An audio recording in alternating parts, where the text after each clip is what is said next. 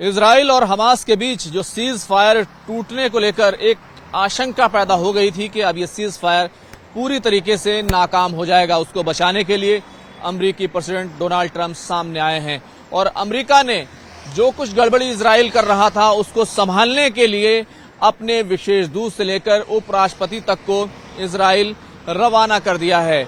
बड़ी खबर यह है कि अब जो सीज फायर है वो नहीं टूटा है। अमेरिकी राष्ट्रपति डोनाल्ड ट्रंप ने कहा है कि सीज फायर को बचा लिया गया है। मैं खुर्रम शहजाद और आप देख रहे हैं न्यूज 18 का डिजिटल प्लेटफॉर्म।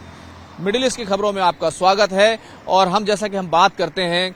कि मिडिल ईस्ट में आखिर क्या घटनाक्रम चल रहा है। आज देखेंगे कि सीज फायर को लेकर जो घटनाक्रम हुआ था और खास तौर से जिस तरीके से इजरायली टैंक पर जो बम फटा था और उसके बाद इजराइल ने ये आरोप लगाया था कि हमास ने उसके सैनिकों पर हमला किया है और उसके 2 सैनिकों को मार गिराया है, मार दिया है। इसलिए इजराइल ने उसके जवाब में गाजा पर जो रफा का इलाका है वहां पर बमबारी की जिसमें 26 लोगों की मौत हो गई थी और उसके बाद ऐसा लगा था कि ये जो सीज फायर है ये पूरी तरीके से अब नाकाम हो जाएगा। हालांकि इससे पहले भी कुछ और घटनाक्रम भी हुआ था, यानी कि हमास ने कई ऐसे जो ग्रुप्स हैं उनको उनके खिलाफ जो है वहां पर कार्रवाई की थी और उनके लड़ाकों को मारा था। हालांकि इस बात पर अमेरिकी राष्ट्रपति डोनाल्ड ट्रंप ने कहा था कि उनका अंदरूनी मामला है, उनका दाखिली मामला है, हमें इससे कोई आपत्ति नहीं है। लेकिन जिस तरीके से इजराइल ने बमबारी की और उसके बाद ऐसा लग रहा था कि अब सीज फायर टूट जाएगा, उसको बचाने के लिए अमेरिकी राष्ट्रपति डोनाल्ड ट्रंप ने एड़ी चोटी का जोर लगा दिया है। जहां उनके विशेष जो दूत हैं स्टीव विटकॉफ और जेरेड कुशनर वो पहले से ही इजराइल में तेल अवीव में डेरा डाले हुए हैं, तो अब आज यानी कि अमेरिकी उपराष्ट्रपति, अमेरिकी जो वाइस प्रेसिडेंट हैं वो आज इजराइल के दौरे पर पहुंच रहे हैं। वहां वो बेंजामिन नेतन्याहू जो इजराइल के प्रधानमंत्री हैं उनसे मुलाकात करेंगे। जाहिर सी बात है कि अमेरिकी उपराष्ट्रपति जेडी वेंस जो हैं वो उनसे मुलाकात करेंगे और जेडी वेंस सीधे तौर पर इजराइल को संभालने की कोशिश कर रहे हैं, क्योंकि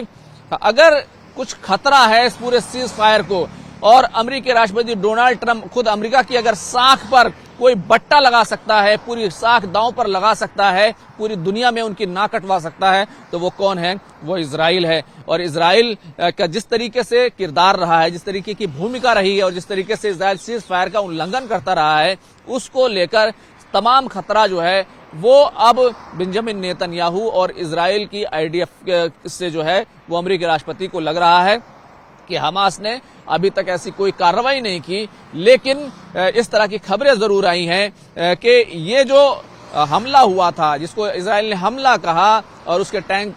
पर जो हमला हुआ, उसके बुलडोजर पर जो हमला हुआ जिसमें 2 सैनिक मारे गए थे, दरअसल ये वहां पर कुछ बम पड़े हुए थे जो इजरायली सेना के जरिए से गिराए गए थे। वो फटे नहीं थे, लेकिन अचानक वो बम वहां पर फट गया और जब ये बम फटा तो उसके 2 सैनिक मारे गए, जिसके बाद इजराइल को एक बहाना मिल गया और इजराइल ने सीधे तौर पर हमास पर इल्जाम लगाया कि उसने सीज फायर का उल्लंघन किया है और उसके बाद उसने एयर स्ट्राइक की और 26 लोगों को मार दिया, यानी बमबारी की थी। अब अमेरिकी राष्ट्रपति डोनाल्ड ट्रंप की तरफ से बयान आया कि और उन्होंने कड़ी फटकार जो है इजराइल को लगाई कि हमने तमाम चीजें देख ली हैं, तमाम चीजों की जांच कर ली है और सीज फायर नहीं टूटना चाहिए। यही वजह है कि आईडीएफ की तरफ से बयान दिया गया है कि जो कुछ फैसला उच्च स्तर पे हुआ था और कुछ जो कार्रवाई एक्शन हमने किया है उसके बाद भी हम सीज फायर को तोड़ना नहीं चाहते हैं, यानी सीज फायर पर हम कायम है। हमास की तरफ से भी 2 शव लौटाए गए हैं, जो बंधक थे उनके 2 शव लौटाए गए हैं, क्योंकि सीज फायर में ये शर्त रखी गई थी कि इजराइल को हमास तमाम बंधक और उनके शव जो है वो जो कुछ भी होंगे वो सब लौटाएगा। तो हमास ने जो जिंदा बंधक थे, जो जिंदा हॉस्टेजेस थे, उनको पहले ही लौटा दिया था और साथ ही साथ अब जो शव हैं उनको 2 को लौटाया है, जिसमें से एक की पुष्टि फॉरेंसिक जांच में सीधे तौर पर हो गई। तो इस तरीके से अमेरिका अब पूरे तौर से इस सीज फायर को बचाने में लगा हुआ है और दूसरी तरफ हमास ने रफा बॉर्डर से जो एड इंटर होनी थी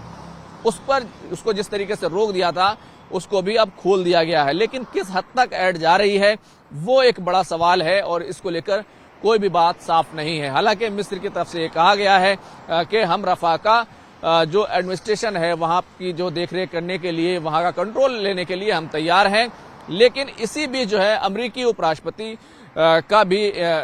बयान आया है कि हमास इससे पहले कि हथियार डाले वहां पर जो इंटरनेशनल सिक्योरिटी फोर्स है उसको वहां पर तैनात किया जाना, गाजा के इलाके में तैनात किया जाना जरूरी है, क्योंकि इससे हालात जो है और बिगड़ सकते हैं। तो कुल मिलाकर सीज फायर जो है वो अमेरिकी प्रेसिडेंट डोनाल्ड ट्रंप की नाक का सवाल बना हुआ है और आनन फानन में उन्होंने अपने उपराष्ट्रपति, अपने वाइस प्रेसिडेंट को नेतन्याहू के पास भेजा है। 2 विशेष दूत जो पहले से अमेरिका के हैं, स्टीव विटकॉफ और जेरेड शेरन, वो वहां पर पहले ही डेरा डाले हुए हैं और ये कोशिश की जा रही है कि सीज फायर न टूटने पाए। आगे जो भी घटनाक्रम होगा हम आपको बताएंगे। मेरे कैमरे के पीछे थे योगेंद्र जी, जो हमारे कैमरा पर्सन है, खुर्रम शहजाद, न्यूज़ 18 दिल्ली।